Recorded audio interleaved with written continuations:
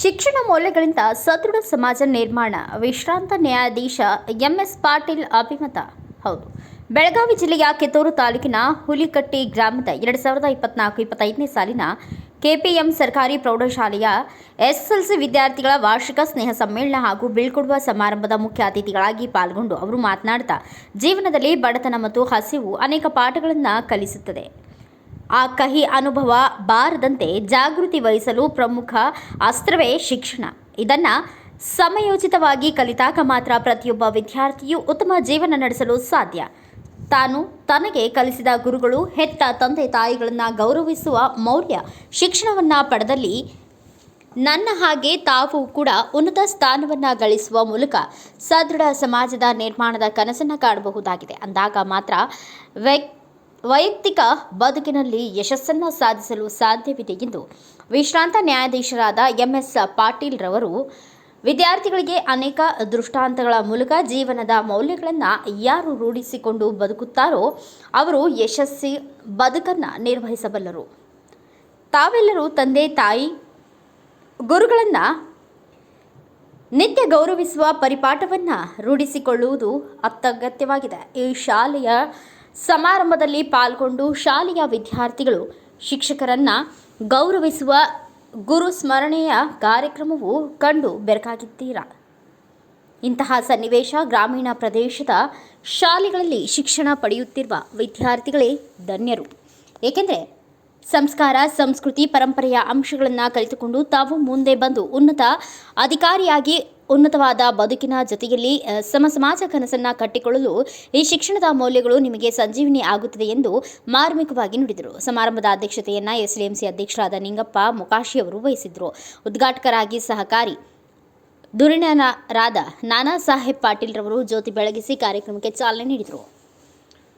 ಮುಂದುವರೆದು ಮಾತನಾಡ್ತಾ, ವಿದ್ಯೆ ಕದಿಯಲಾರದ ಸಂಪತ್ತು. ಅದನ್ನು ಅಂಗಡಿಗಳಲ್ಲಿ ಕೊಂಡುಕೊಳ್ಳಲು ಸಾಧ್ಯವಿಲ್ಲ. ಅದು ಗುರುಭಕ್ತಿ ಮತ್ತು ಶಾಲೆಗಳಿಂದ ಮಾತ್ರ ಪಡೆಯಲು ಸಾಧ್ಯವಿದೆ ಎಂದು ಹೇಳಿದರು.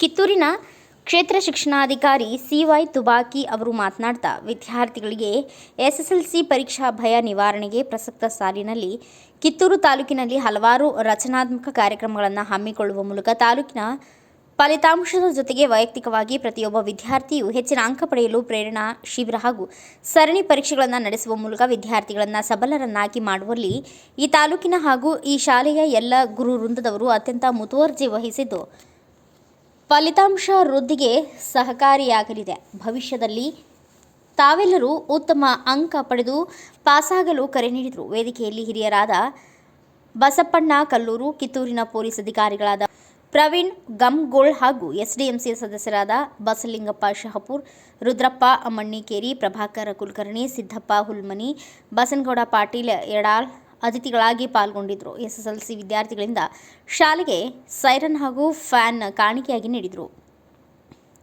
ಕಳೆದ ಸಾಲಿನಲ್ಲಿ ಪ್ರಥಮ, ದ್ವಿತೀಯ, ತೃತೀಯ ಸ್ಥಾನ ಪಡೆದ ವಿದ್ಯಾರ್ಥಿಗಳಿಗೆ ಶಾಲಾ ನಿಧಿ ಹಾಗೂ ಶಿಕ್ಷಕರ ವತಿಯಿಂದ ವಿಷಯವಾರು ಬಹುಮಾನಗಳನ್ನು ನೀಡಲಾಯಿತು. ದಾನಿಗಳಾದ ಸಚಿನ್ ಕುರಿ ಬಂಧುಗಳು ಶಾಲೆಗೆ ಫ್ಯಾನ್ ದೇಣಿಗೆ ನೀಡಿದರು. ವಿದ್ಯಾರ್ಥಿಗಳು ಗುರುಗಳ ಸ್ಮರಣೆ ನಿಮಿತ್ತ ಗುರು ಸನ್ಮಾನವನ್ನು ಮಾಡುವ ಮೂಲಕ ತಮ್ಮಲ್ಲಿರುವ ಗುರುಭಕ್ತಿ ಹಾಗೂ ಸಂಪ್ರದಾಯ ವಿಶೇಷ ಗಮನ ಸೆಳೆಯಿತು. ನಂತರ ಪ್ರಸಕ್ತ ಸಾಲಿನ ಆದರ್ಶ ವಿದ್ಯಾರ್ಥಿಯಾಗಿ ಕುಮಾರ್ ನಂದನ್ ಮನ್ನಿಕೇರಿ ಹಾಗೂ ಕಲ್ಪನಾ ಯದ್ದಲಗೂಡ ಆಯ್ಕೆ ಮಾಡಲಾಯಿತು.